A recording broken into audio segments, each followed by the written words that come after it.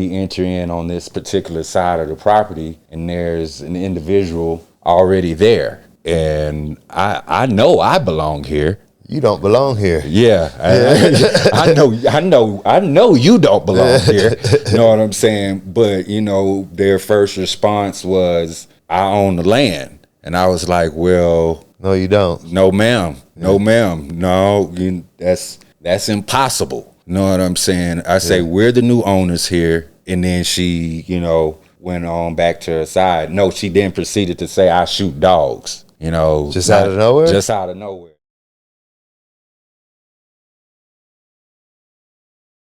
What's up, guys? Welcome back to another episode of C-Rod's Tell Me a Story podcast. I'm your host, C-Rod. Let me tell you a story. Today, we bring you a special episode focused on one of the main issues in America today, prejudice and racism. Although many people believe that it is no longer prevalent today, our story will show you different. Today's story is about a family on a ranch in El Paso County, Colorado. Moving from the big city, it was their dream to live off-grid, raise livestock, and build the ranch into what it has become today. But this dream has had many obstacles put in the way, solely based on the color of their skin. Since moving in, they have faced intimidation and harassment like none other. They have had their dogs poisoned, their cattle killed, racial slurs spray painted on their property, Black Lives Matter flags burnt to the ground, all while being harassed and stalked from a distance. They have called law enforcement for help, only to be harassed, led in circles, and even arrested. As they move to push this family off their land and their dream, this family has remained resilient and focused on staying. So today we are bringing you their story in order to bring attention and help them fight their fight. I hope after listening to their story that we realize that we all have dreams, we all have families,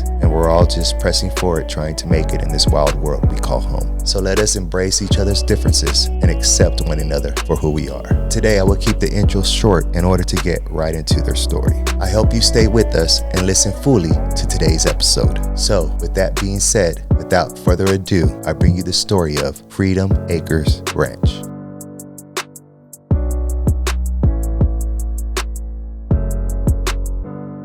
All right, back at you, another episode of C-Rod's Tell Me Your Story podcast. I'm your host, C-Rod, and I'm back with you with another episode with my boy CW from Freedom Acres Ranch. How you doing today? I'm blessed, and I'm glad to be here. I'm glad you made it. Yeah. So, for a little bit of a reference, my man here is in El Paso County. He has a farm out there. He bought a farm out there, and since he's been out there, he's had a bunch of problems. You might have seen it on TikTok or other social media. He's had stuff like his dogs get poisoned. He's had he had a Black Lives Matter sign burned, right? Mm-hmm. They're stalking him, they're harassing him. And we're going to talk about that. But, you know, we don't just talk about one thing here. We talk about everything. So we're actually going to get into his whole life. And we're going to find out, you know, exactly how he got into this predicament. And we're going to shed light on it. And we're going to change it. So with that being said, so you're from Texas, huh? Born and raised. Houston, Texas. Houston, Texas. Southside. Oh, you from the hood. Yeah. Oh, yeah, that is the hood. Yep. DJ Screw in Southeast? All day long. Yeah. DJ Screw. Yeah. Telephone Road, Scott, MLK, Cullen, you know, Alameda, Genoa. You know, those were my areas, stomping ground. Yeah, so now that it's kind of funny that you raised in such a big city and now you're on a farm. Yeah. That's kind of a change, right? Yeah, a complete 360. A complete 360, yes, for sure. A complete 360, but it's something that I always wanted to do. You know, it was where I am now was the goal. You know, everything that led up to this was for this very moment. You know what I mean? I wasn't expecting, you know, to happen to me what happened to me to happen to me. But, you know, God knows How to make it happen. How to make it happen. You know what I mean? And, he knows your plan. Right. He knows the plan. God knows the plan. Like we spoke a little bit earlier, you know, he's driving the ship. I'm a passenger being told what to do on it. Yeah. That's how I'm looking at it. When did you so you bought your farm is in El Paso County, right? Oh, your farm's in El Paso County? Yes. Yeah. And when did you buy that farm? Want to say maybe like 5 years ago now. 5 years we've been there, I believe. How did that work out? Were you like, man, I'm just gonna buy? This is something I want to do, or? Well, actually, me and my wife, we were in Texas and we were riding around, just all over the place. But no, she asked me, what do you want to do? You know, because you know, prior to that, you know, by any means necessary. But you know, I met her, found a purpose, and you know, it was, you know, what do you want to do? And, you know, we began, I always had a love for animals and wanted to raise animals. And, you know, my grandparents, they lived out in the country in Louisiana.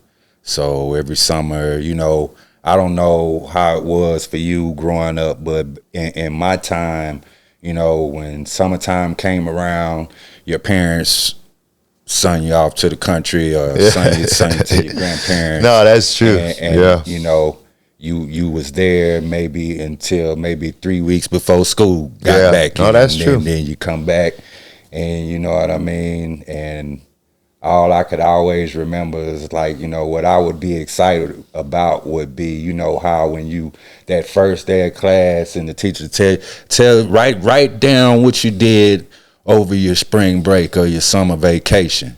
You know what I'm saying? I was so always ready to go back and, you know, share what I did, you know, because I just thought it was so amazing what I was doing. Out fishing in the creek. I'd fishing in the creek, you know, processing pigs and, and you know, just living off the land, living off the farm. Yeah. You know what I mean? Killing chickens and having fried chicken, and you know, I loved it. You know what I mean? Everything about it, and you know, I just gravitated to it, man. Every summer, it became a thing to where they didn't have to send me. You know, I was going. Yeah, you wanted to go. I wanted to go. I was out of here. You know what I mean? I'd ask my older brother, "You coming?" He was more into the video games at that time, and that wasn't his thing. I remember I remember one summer he came with me, but I could tell he didn't really want to be there. You know what I'm saying? Like I say, his thing was video games. You know, Madden. I like video games, but I just can't find myself to sit down and get tied up all day in it. Yeah, I can't do that neither. Yeah. Like these kids nowadays. Yeah. But, you know, that's pretty much, you know, the journey and you know, how I got started. And, you know, once I came back, you know, my parents, they were married for 25 years. Then they divorced. You know how that goes. The household splits up, and you know, things weren't the same, you know what I'm saying, without both parents being there to, you know what I mean, to, you know, point you in the right direction.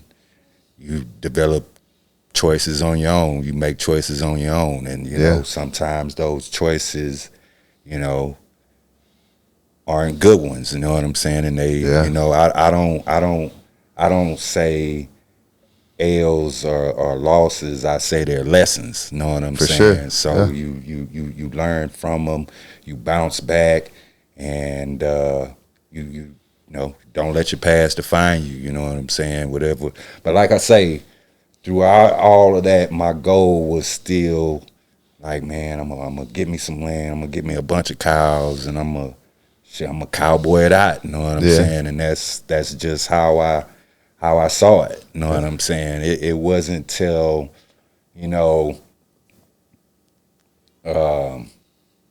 maybe a little later on in life that I saw, like the impact and the difference that I could make, you know, through what I was doing, like through agriculture, by making other people aware, and you know what I'm saying, just telling them about where their food comes from.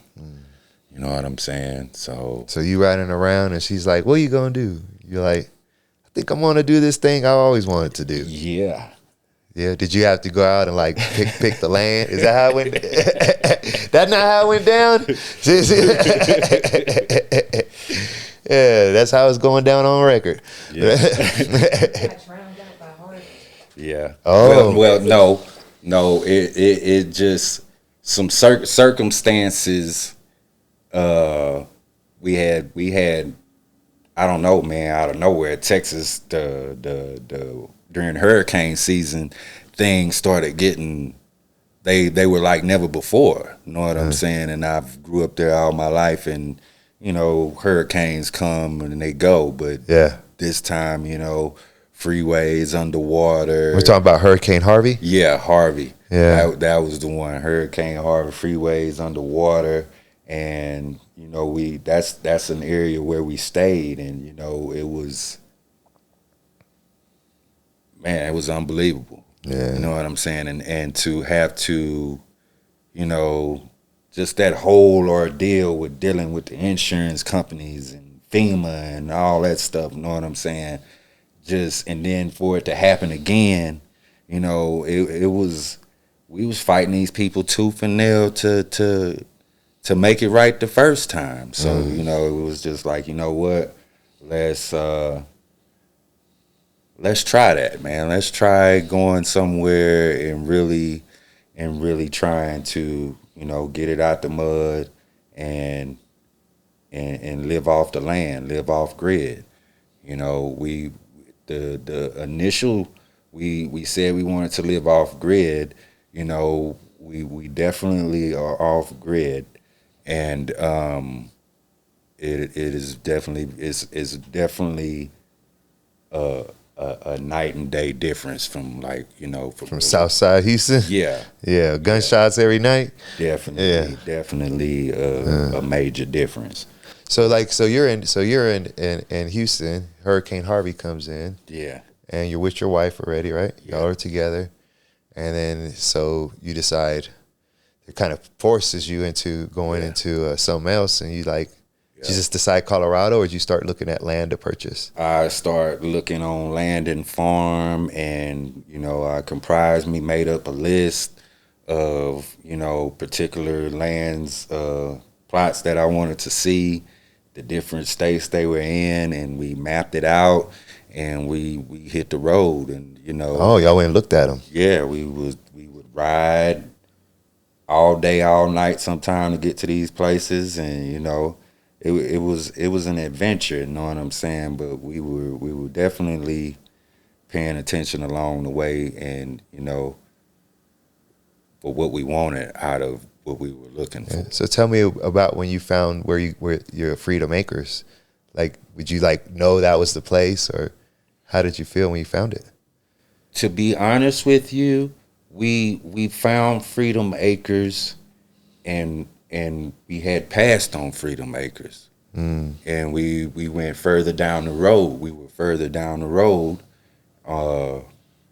Simply, it had structures, but when I saw Freedom Acres, we did say, it was like, man, this place is beautiful. It got an amazing view. Like, we could see from Pikes Peak all the way to the Twin Peaks. Oh, you can see the whole mountain range. The sand dunes and all that, the Santa de Grista and all that. We was like, man, the view is amazing.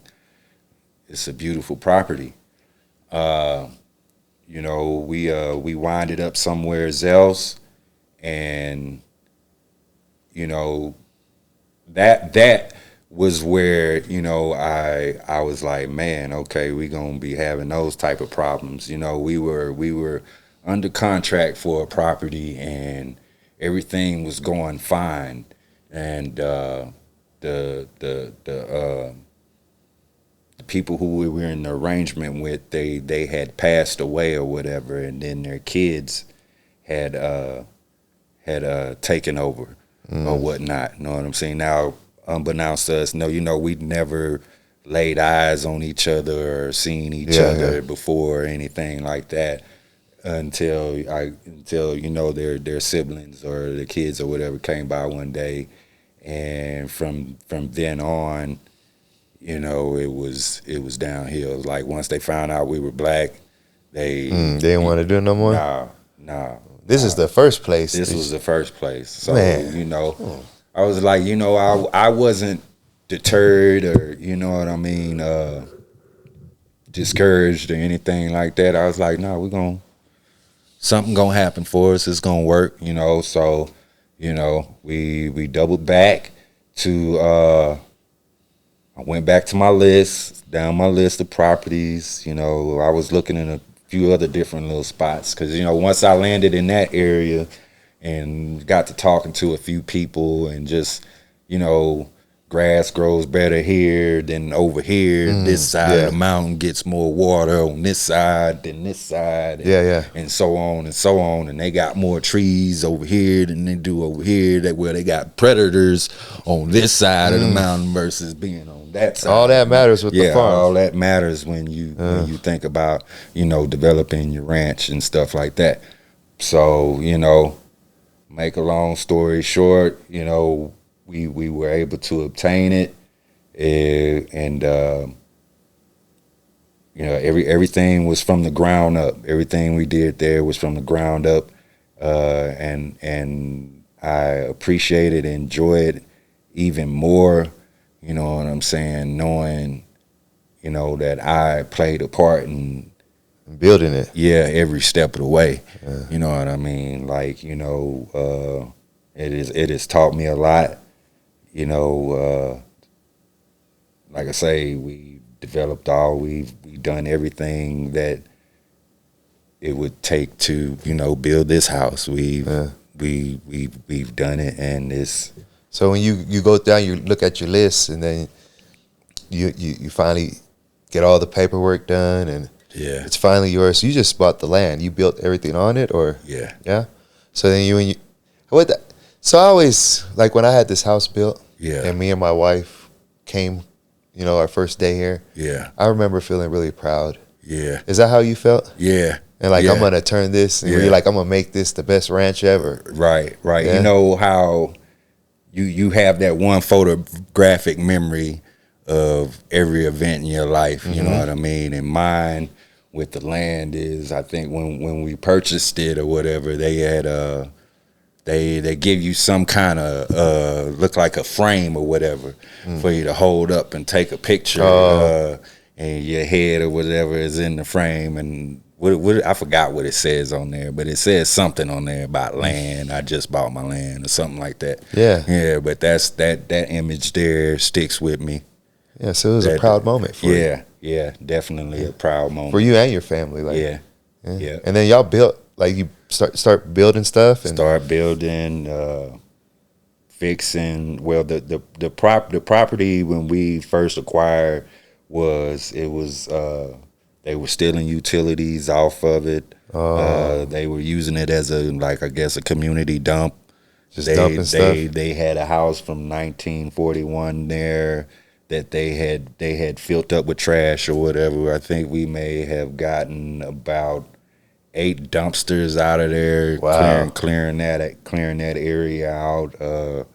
Just trash. Like I say, the property had laid vacant, I guess, for so long that the community members, they had figured out a way, to tap into the well, and water was going across the street and power going across. So, it was just a free for all. They were just running.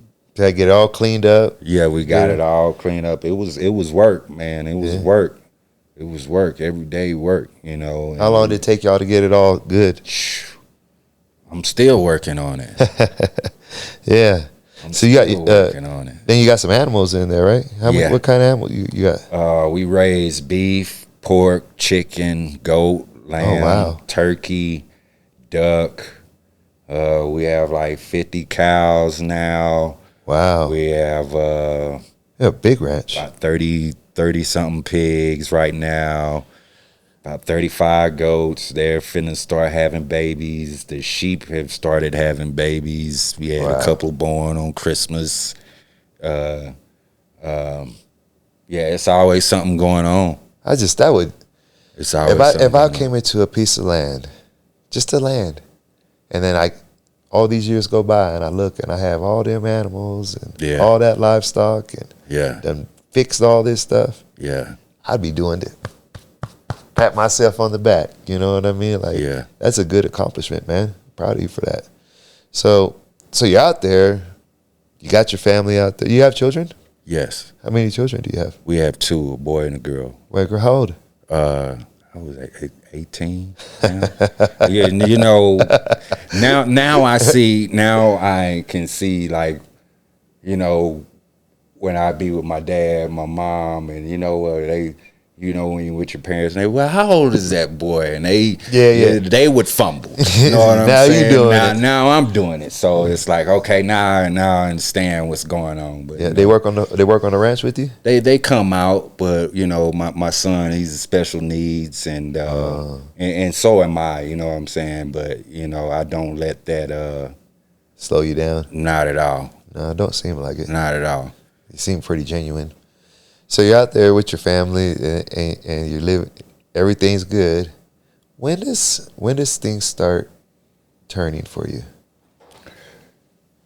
My wife would say on day one. I would say day 1 too, because you know. But you know when you so full of happiness and somebody is trying to, you know, put that negative energy on you. Your positiveness is so much stronger. Don't even pay attention. You ain't even really you acknowledge it, but you know what I'm saying. Your positiveness is just too powerful than the negative. She saw it first, huh? Yeah, you know, I chose to kind of, you know what I mean. I'll deal with that later. No, right now it's celebration. We here. I'm happy. I'm not trying to hear what you're talking about. What were some of the first flags? The staring or what? No, they were just, you know, first day we acquired the land. You know, we went out to the property, was riding around. We came in on the area in question that has just been, I'm not going to say a thorn in my side, but you know what I'm saying? I found a better way to deal with it. But we enter in on this particular side of the property and there's an individual already there. And I know I belong here. You don't belong here. Yeah. I know you don't belong here. You know what I'm saying? But, you know, their first response was, I own the land. And I was like, well, no, you don't. No, ma'am. No, ma'am. No, that's impossible. You know what I'm saying? I say, we're the new owners here. And then she, you know, went on back to her side. No, she then proceeded to say, I shoot dogs. You know. Just out of nowhere? Just out of nowhere. Not no type of cordialness. No, like, oh, hey, I didn't know someone doing? bought this land. I didn't mean to be bothering you. Let me get off your land. I shoot dogs. I'm like, that's weird, right? You know what I mean? You know, I'm a nut behind my animals, you know. Yeah, I love them. I love them. And it was like, man, I just like, you know, I had them in the van. I had them in the van with me that day. My dogs were in the van with me that day. And I was like, man, you know what? And this individual had about 15 dogs just Jesus in the front yard. And just shoot some of your dogs. Yeah, I'm like, to each his own. You know what I mean? Like, you do whatever you want on your property over there. It's nice to meet you. This is ours. Yeah. You know, we gonna be here. And you know, that was the first incident. That was the first incident. Yeah. That was the very first incident. Was your wife with you, or did you go back and tell your wife? Yeah, she was with me. Oh, okay. My wife was with me. Yeah, so y'all was probably like, what the hell was We that was all like, about? what the Shoot hell? dogs? What the heck? Yeah, What do you was mean you shoot baffled. dogs? Just like, you know, Yeah. okay. But like I say, you know, we so amped and happy about what we, like, my whole neighborhood can fit here a few times. Like, I made it. Like, I'm coming up. Like, man. Yeah. And, you know, that's what I'm thinking about. Like, man, like, all my friends, we could all live here. Like, my entire family could come and live out here. So you just ignored it? Just ignored it. You know what I mean? We Then proceeded with the plan. Huh? Then what happens? How does it escalate? The second incident, I got a bad memory. But the second one that I can remember, it's so much that didn't happen. Yeah, it doesn't have man. to be exactly in order. It's so much that it just doesn't happen. Yeah. There you go. She blocked the road. Same lady? Yeah. So one day we were coming home, and well, no. I'm gonna bag it up. I'll tell you about that. You know, it's a small little community. I met this guy Don. Don was like my, you know, I can't tell this story without telling you about Don. You know what I'm saying? Don was my best friend out there. He, man, like, you know, moving somewhere and not knowing nobody, not knowing anything, nothing about anybody. And, man, the dude was real genuine with me, bro. Like, I go to it was a store called PJ's on the back road or whatever. You know what I'm saying? And we'll go down there. They sold propane, and, you know, everything in there was high. They got it from Walmart, and they just marked it up. Yeah. You know what I'm saying? But it was just convenient. You know what I'm saying? But Don was always in there, and you just, you know, it was all love. Every time I went in the store, you know, if I asked him for help, he would refer me to somebody. Then, you know what I'm saying? It wasn't like he would just give me their number. And, you know what I'm saying? When I come back, hey, did you get in touch with such and such? And yeah. And, you know, and then I tell him, like, nah, man, I couldn't get an answer or nothing like that, or they didn't come through. And he was like, man, you know what? I'm going to come out there and I'm going to help you. And he started coming out, helping me. And then, you know, and I was like, man, Don, you want to come work for us at the ranch, man? I really would like to have you over at the ranch. So, boom. He said, yeah.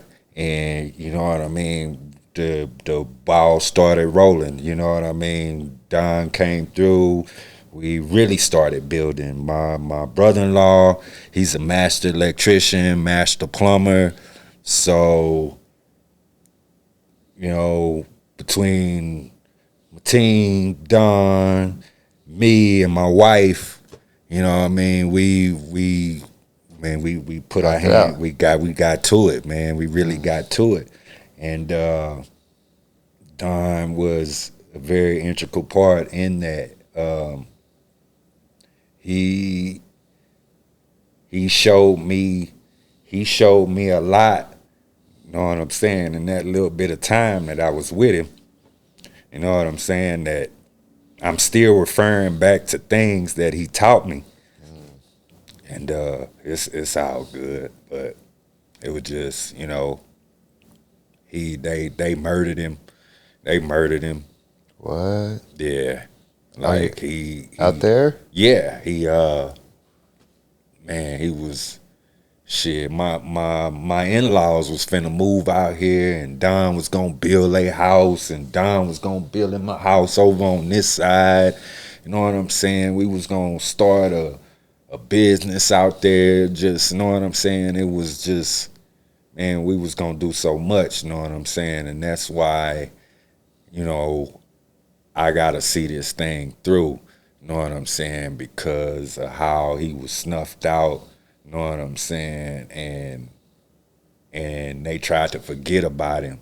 You know what I'm saying? And act like he didn't matter. And you know how, like, I don't care what nobody did. You know what I'm saying? Or however they lead their life. You know what I'm saying? It's like with George Floyd. They said, you know, he didn't deserve. He's not a hero or whatever. Like, because of what he did and all of this stuff. Like, they like, nah, man, none of that stuff. Your past or what you do don't define you. I mean, as far as like when you do things, like, what's the point of jail if you do the crime, you go, as far as that state's eyes, they see it, you fair with them once you go and you do your time or whatever. Know what I'm saying? They not chasing you down. Know what I'm saying? Running behind you. Yeah. Constantly bringing up your past. Know what I'm saying? Your debt is paid with, as far as society. Time served. Yeah. Know what I'm saying? So, you know, and when Don passed, they tried to say, or even with me, you know, that's the first thing. He did this, he did that, he was doing this. And it's like, you know what I'm saying? As far as I'm concerned, you know, y'all can't reconvict me for those things again. It's done. You know, it's done. That's over with. You know what I'm saying? We are dealing with where we are now and where we trying to go. You know what I'm saying? Not, you know what I'm saying? I believe, you know, whatever happens in a person's life, you know, that just it builds them, gives them character. They either learn from it or they don't. Or, you know, whatever have the circumstances may be. But, you know, with Don, they tried to slander his name and say all this and say all that. And how was he murdered? I'm assuming that they tried to rob him and they shot him in the back of the head. And, you know, and his killer ran loose for like 3 years in the community. Killer ran loose about 3 years in the community. And it wasn't like until, you know, you would think, like, we from the big city, and if all three of us is last seen together and one of us become missing, it's obvious that the police two had something to do with it, right? Or no, that the police are gonna come and talk to you and find out. Yeah. Know what I'm saying? What happened? Yeah. None of that never happened. None of that happened with him. Never happened. Not one time. Not no follow up. You know what I'm saying? The Is man this the worked same police here. Out there where you're from? Yeah, the man worked here. He lived here. His son caught the bus here. Why weren't we consulted? The only thing they told me was that we need to watch our back. What? Yeah, we need to watch. Y'all need to watch y'all back. Yeah, so So he gets murdered. No one says nothing to you, and they tell you watch your back. Yeah, so now you know red flags is going. Well, prior to that, Don, this individual on this other side, she had blocked off the road. She had she really blocked off the road. You know, they recently been on my road for putting up a gate. You know what I'm saying? I put up a gate that you can go in and out of, but this individual blocked the whole road off, and it wasn't even her property. You know what I'm saying? But, you know, just trying to keep you out of there? Or what? Yeah, she wanted to graze her animals. So she blocked the road. She blocked the road out and turned out all her animals. So, you know, on your property. Yeah. So then, you know, Don goes down there, and you know, man, it's just Don went down there and told her she needs to take it down or whatever, and you know, she moved it and all of that. Then, you know, that stuff happens to Don. Then she's this individual, she ramps up, man. She just like on a whole nother level of harassment, stalking, threats. Like my dogs, I have had 3 dogs poisoned. I've come outside to my animals being outside of the cage, gutted. Know what I'm saying? And I'm looking like, you know, first of all, how do you get here from there? Yeah. And then what your insides are all out. What's going on there? Like, you know what I mean? Like we talking diabolical, man. Wow. You know, every morning I ride the fence line, you know, just to check and see for breaks and, you know, coyotes or whatever have you. You know what I mean? I'm coming upon my cows dead, calves, you know what I mean, just dead, just, you know. My Lord. And this individual riding back and forth. You know what I mean? Is there more than one? Are they a big family, or is it more than one person, or you think one person's behind all of this? Man, from what I've gathered about since I've been out here, these people, these cowards, man, they run in little packs. You know what I'm saying? And believe it or not, they're old people. You know? Yeah. They're old people. From the old times. From what I'm getting, they the ones I call they the sacrificial lambs, because they think they can do it and get away with it. You know what I mean? And blame it on their age and everything else. You know, like, man, I would like I say, I would check the property, get to a certain side, I'm gonna say what, the west or let's say the south side of the property, and like this individual, she would just come outside either with a gun, stick, just running, charging, saying all kind of crazy shit. And it was just, you know, you don't have no choice but to see it. You know, I'm looking that way, I'm looking at the fence, so I can't help but see the craziness. But I'm like, man, and I just, you know, I keep on going. You know, she'll be out looking in the rear mirror, and she'll be wailing and doing all kind of stuff. And I'm just driving by. I'm just riding on by. Oh, you know? My Lord. Oh, and, my Lord. What about your flags? They set your Black Lives flag on fire? Set them on fire. They done stole them. They done spray painted nigger on them. Like, oh, no. Yeah. Did they really? It's a large property, you know what I'm saying? So like I can't see it all, you know what I'm saying, from where we are, you know what I'm saying? I got to move, and you know, I'm pretty sure they know my blind spots and you know, probably how long it take me to get to this side of the property, and you know, we talking about hills and gullies and stuff. They put racial slurs on your stuff though? Yeah. Then I went to Walmart and got a bunch of those little 89-cent solar lights. It's real dark, real dark out there. So, and you know, before we moved out there, my wife would be like, "We need to get some light out here," and I was like, "You don't put light in a pasture." Yeah. You know what I'm saying? Now I'm trying to light it all up. They're killing your livestock. Yeah, so I put these little lights along the fence all the way around the property, where on their side they done stole them all.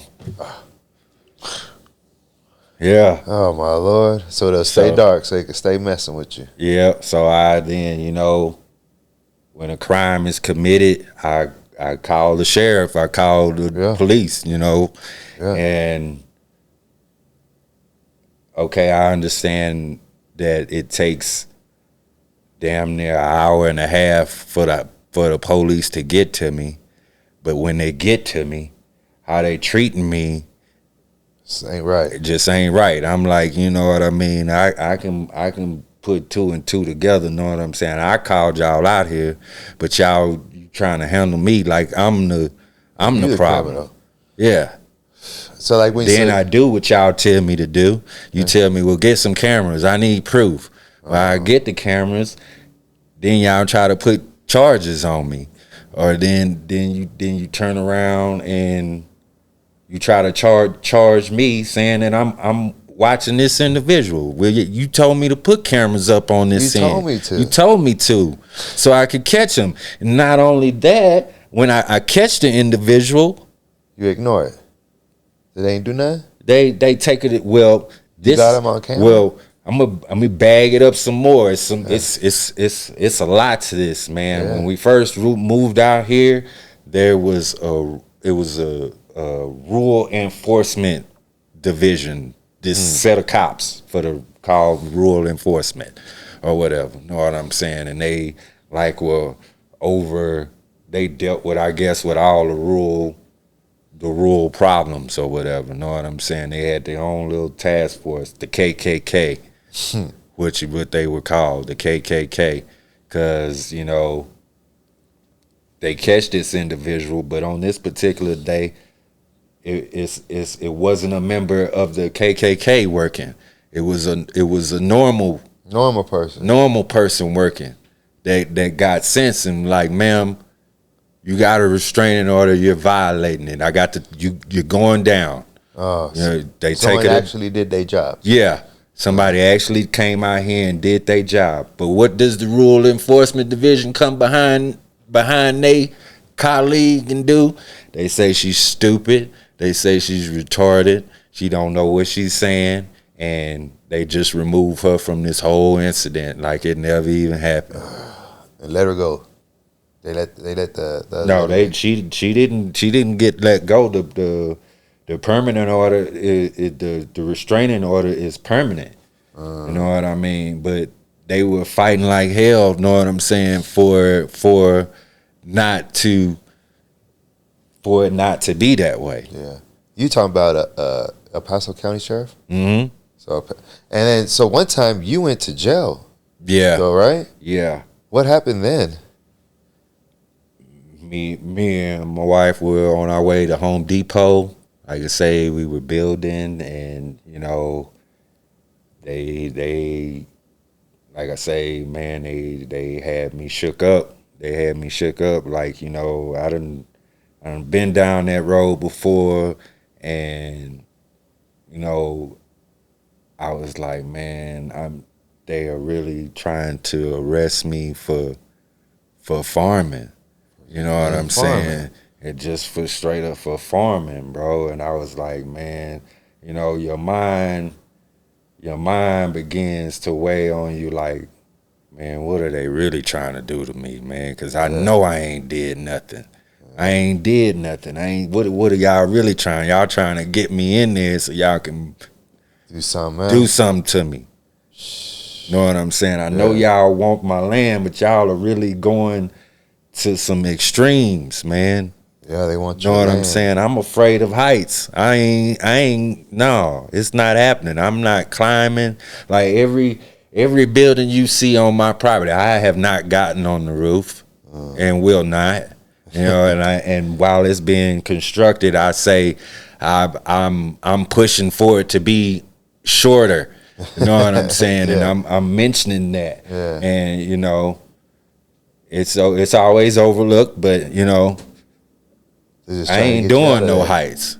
Yeah. I ain't doing. I have, you know, when I was coming up, man, I used to work for this construction company back in Texas, and you know, we built the Reliance Stadium where the Texans played at. I was working there, and man, something had happened, and I wound up, you know, I had to, like, we were moving these cement walls or whatever, and the crane operator moved early, and you know, things were looking different. So, you know, this is a big old big old concrete wall. Know what I'm saying? Yeah. So my first thing was to, I was climbing and maneuvering around things until that day. I had to jump up off there, and I still had the body harness on. Oh, Lord. So it was like a bungee cord, flew back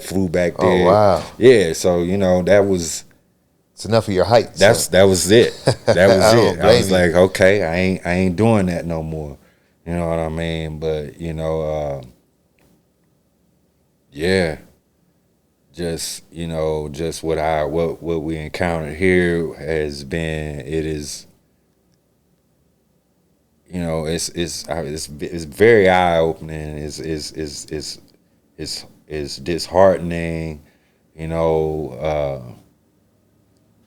I just always revert back to, like, if I can't call 911 and expect to get some type of service or assistance, know what I'm saying?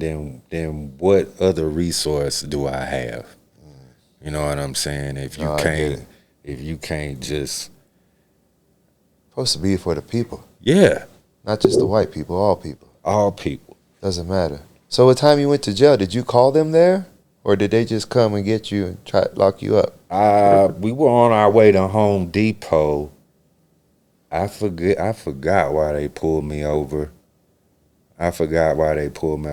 Unbeknownst to me, man, that these people have been watching me way before, you know what I mean, before even all of this has started. You know what I'm saying? It's not, well, I'm gonna say there's not many blacks out there, and they try to classify everybody. If everybody that is not from Colorado, that has moved to Colorado, they're here to grow pot, or they're here because of the marijuana. So Stereotype. They stereotype us. You know what I'm saying? They say that I have a massive marijuana grow where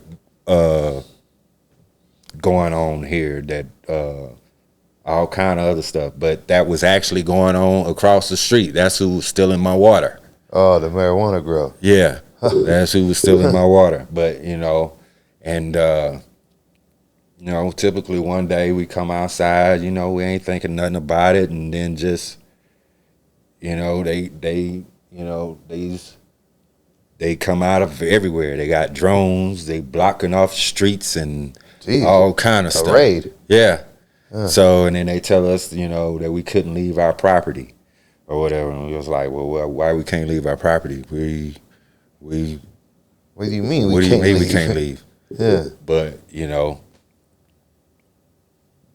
I think from that day on, well, prior to that, they had been, surveilling us, watching us, I guess, trying to figure out who we were, what we were about. If, like I say, we moved over there, real genuine honest pretenses of, we gonna farm, we come here to ranch, and that's it. I mean, just genuine, hardworking people. And if I did want to grow me some marijuana, it's legal here. Yeah, I can grow 6 plants. I can grow 6 plants. So Yeah. You know what I mean. But I ain't even there yet. Know what I'm saying? I'm at the foundation. I'm trying to see what's going on, and y'all are like disturbing my peace. So they just trying to find a way to get you out of there, pretty much. Pretty much. In a nutshell, I don't know. Me and my wife, we're constantly asking ourselves, like, man, what do they want, man? Like, why? Why are they just... They want that beautiful view for themselves. They want to trash it. They had it. They were trashing it. It kind of seems like they had this little piece of land they was taking all the resources off of and dumping on, and out of sight, out of mind. And you just came and took it away from them, and they see some black guy and they get mad and start the whole community basically. Yeah. Wow. Yeah. And it was, it was crazy, man, because I didn't speak to nobody or anything when I would be out there. I didn't know it, but I guess I look more Mexican out there than because they would walk up to me and be speaking Spanish, and I'd be like, no, no. So I was like, well, that's different. Yeah. That was different. I come way out here and I'm Spanish spoken too. yeah. So, but man. So how did it? So when I came across your story, I saw it on social media. Okay. And it seemed to have quite a bit of traction. Yeah. Did they drop all your charges that they try to put on you? Yeah. All the charges were dropped. I mean, they never. No type of investigation was never really done. They're just messing with you on either of our parts. You know what I mean?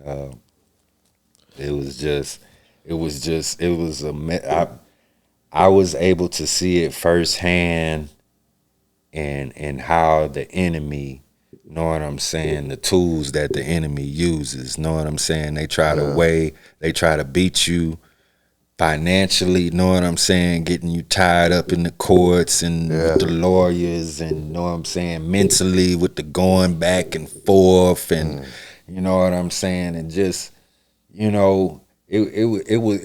was harder for us because we weren't doing anything. Know what I'm saying? But we were feeling like we were under all these restraints. Know what I'm saying? Yeah, the people. I feel like you should have been helped. Not like, I feel like you called people to help you. Yeah. And instead of helping you, they just putting restraints on you and trying not to help you, trying to help the people, the others, the community, and not you. Does that sound right? Yeah, that sounds about right. But I'm not, the community helped me. Did they? The community, the world, and when I don't. Well, no, I'm not gonna say the community. I'm gonna say not that community. Community. Yeah, the other community. They, Denver. Shout out to everybody, Denver. Did people start reaching out to you? Everybody that came out to help me. You know what I mean? That came out to support, be there. Just it all really mattered, man. What it showed me, how a world can come together. Like people from all over the world were sending support, and it was good. Just just knowing that I wasn't alone, you know what I'm saying? Because like I say, man, my journey here to this point has not been, it ain't been storybook, you know what I'm saying? Just, like I say, my parents divorced after 25 years of marriage. I wind up going with one of the other parents. You lose that relationship with the other parent, or it's not as strong, and you know how it goes. It's just, choices. You know what I'm saying? Choices. That's all life is. That's all life is. Choices. You know what I mean? But you know what choices are? Choices are the gift God gave us. Right. He gave us all free will. Right. And choices are chances. If we didn't have choices, we wouldn't be human. Mm-hmm. So, sometimes you make the wrong ones, and sometimes you make the right ones. Yeah. And sometimes you got to go through the bad to get to the good. Mm-hmm. You know what I mean? It's all part of His plan. Yeah. And I could tell you 1,000 times, how I want something. It's gonna happen how it's gonna happen, how God wants it to happen. Man, ain't that right? You know what I'm saying? And I just, learning acceptance, and I had to develop a real sense of really humbling myself. like things could have went an entirely different way. Yeah, You know what I'm saying? I could have been reactive. I could have been responsive. You know what I'm saying, to a lot of what they was putting out and doing. And that could have been way worse. And you know what I'm saying? I would, but I'm always on the losing end. Yeah, if you would have did something. I'm on the losing Yeah. end. You know what I'm saying? I'm still on the losing end. So All right, back at you for my break. It's been a pretty interesting story up to now. I'll tell you one thing. I had a discussion with a guy not that long ago. And, you know, I grew up in South, and I dealt with a lot of racism growing up. There wasn't a lot of, nowadays, most of the schools are biracial. Most people are biracial. When I was growing up, there were none. Like, so, like, I dealt with a lot of racism growing up. But it was like, I was talking to this guy, and I told him, you know, I think it's better. And I was like, I don't think people are as racist as they were. And then when I seen your story and I hear your story, I think maybe I was just wrong. Like it surprised me to see that it was still going on like that today. I don't know if that surprised you when it started happening to you, but like I didn't think that would happen today. And it was an eye-opening. So I hope it opens the eyes of everybody who's watching. And let me ask you, what's an update on your situation? What's going on? Is it calmed down? No, it is not calmed down. It is actually, you know, they're thinking of more covert ways of doing what they're doing.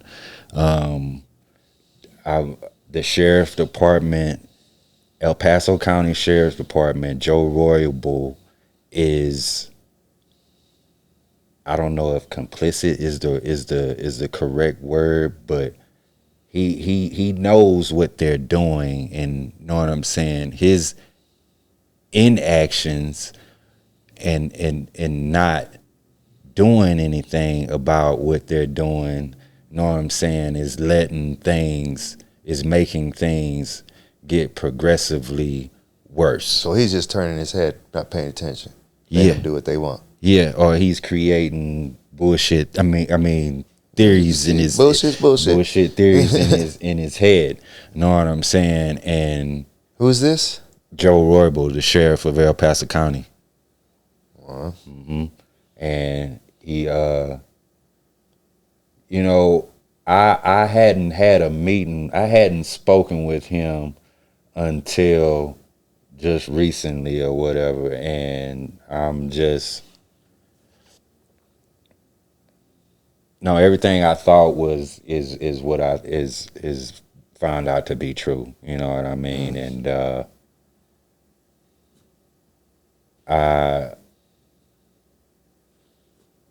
I don't know why I would expect any more from them, but yeah, I guess it is what it is.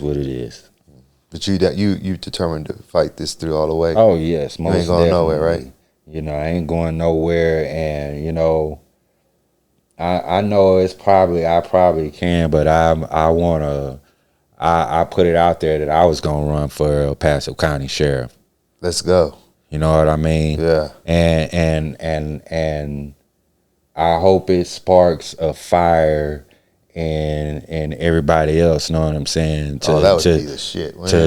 To know that, you know what I'm saying, that it's an elected official, it's an elected position. Yeah. And anybody can run for it. Yeah. You know,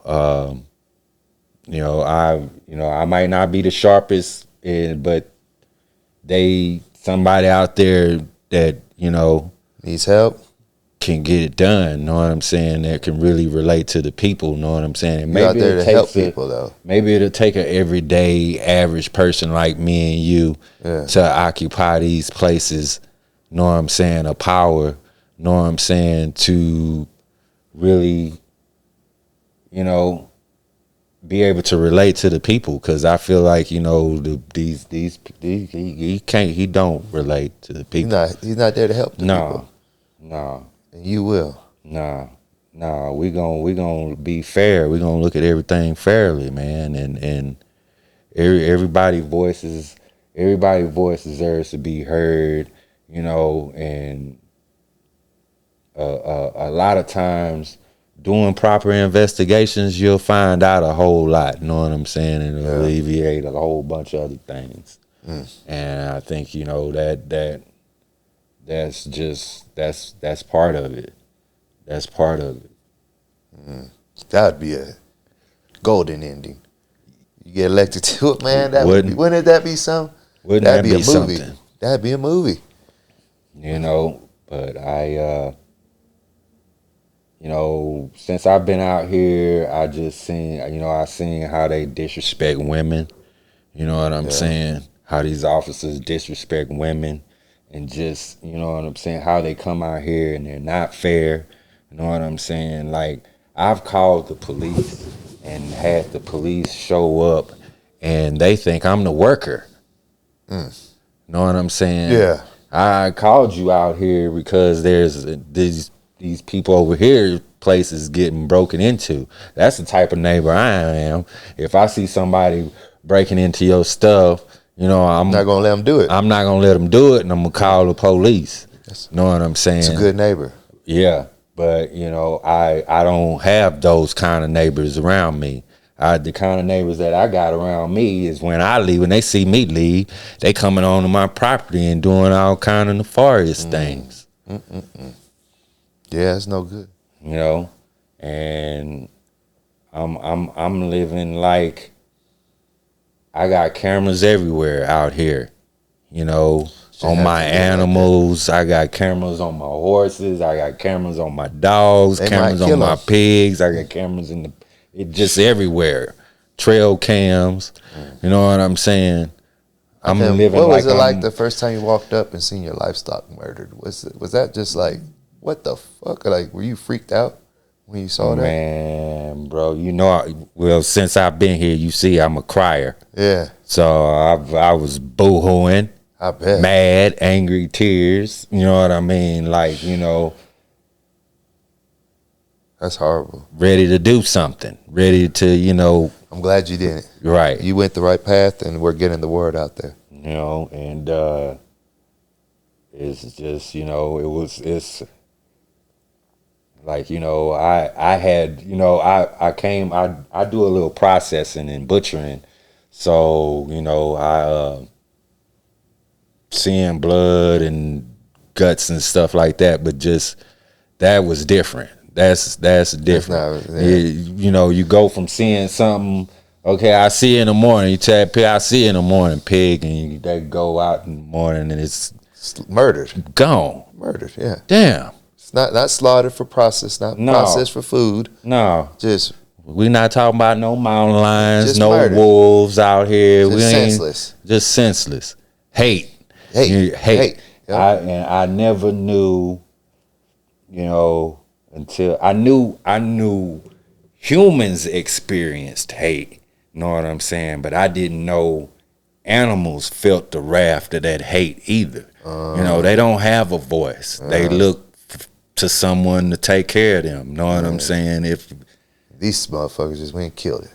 Yeah. That's ridiculous. Cow ain't do nothing to nobody.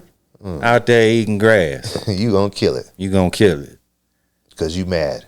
Now you affecting that farmer, me, a household that it could have provided meat for. Yeah, that's ridiculous.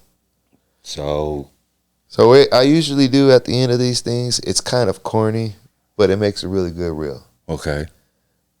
With everything you went through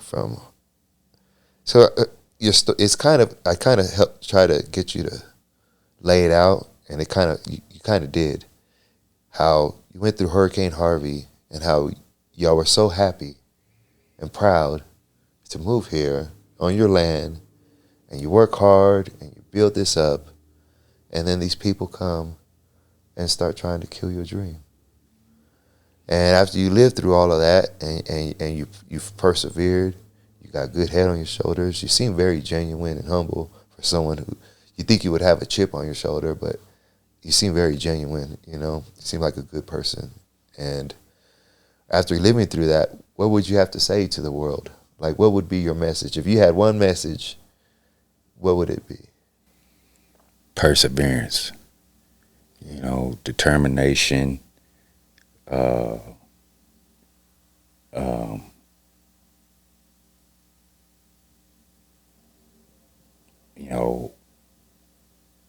just be yourself. You know what I'm saying?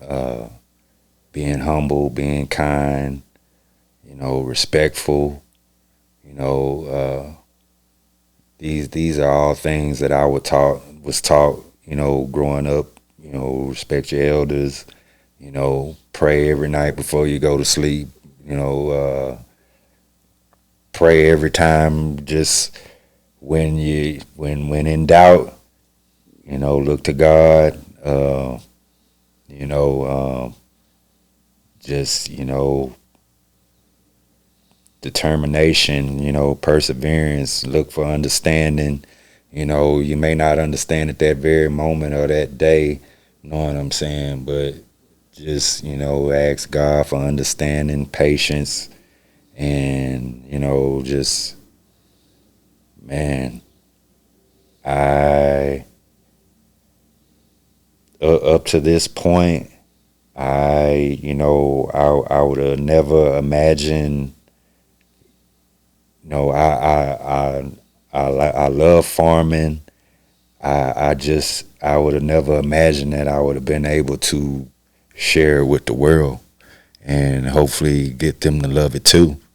You know what I mean? For sure. And just, knowing, we're entering in the times now where they're talking about producing our food in labs. That's not the way that it's supposed to be. I'm always pushing for the next generation of farmers.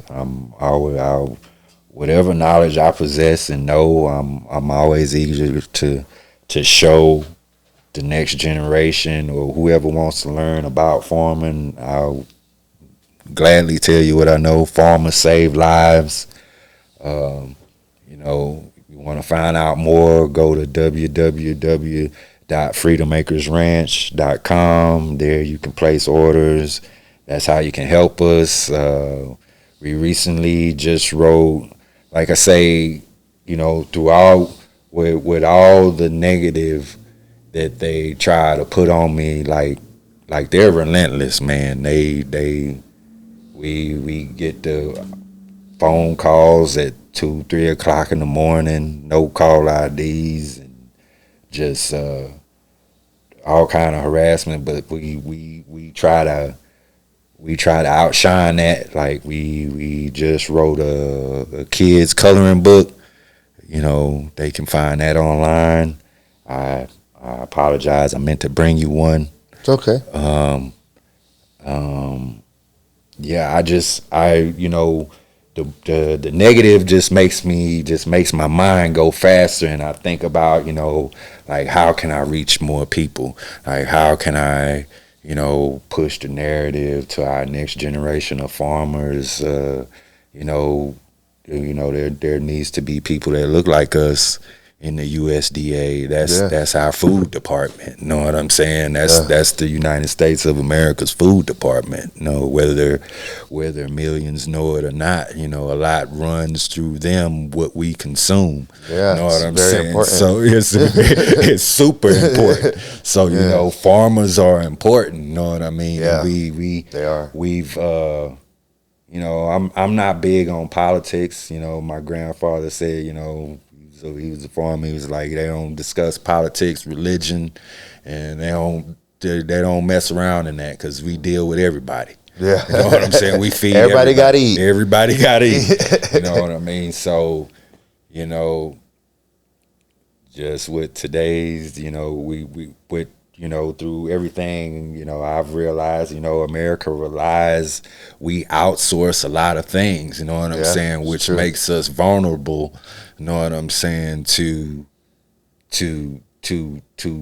plagues like COVID and diabetes and all these kind of sicknesses. You know what I'm saying? Because we, you know, you are what you eat. You know, in a nutshell. You know, whether you vegan, you know, or you like meat. You know what I mean? It all starts at a farm. Amen. Thank you for coming in. I appreciate you for having me. Yeah, I think your story is going to open a lot of people's eyes. I hope it reaches, you know, I hope it reaches somebody, you know. It's going to. Some, you know. It's going to. So make sure you www.freedomranch. www.freedomacresranch.com. You gotta say www.freedomacresranch.com. Did I do that good? Well, no, it's me. That's more or less for me, because I might have hit you with the 2 W's and and that's. I don't think people even do the W's. Yeah. I think that's what she's laughing at.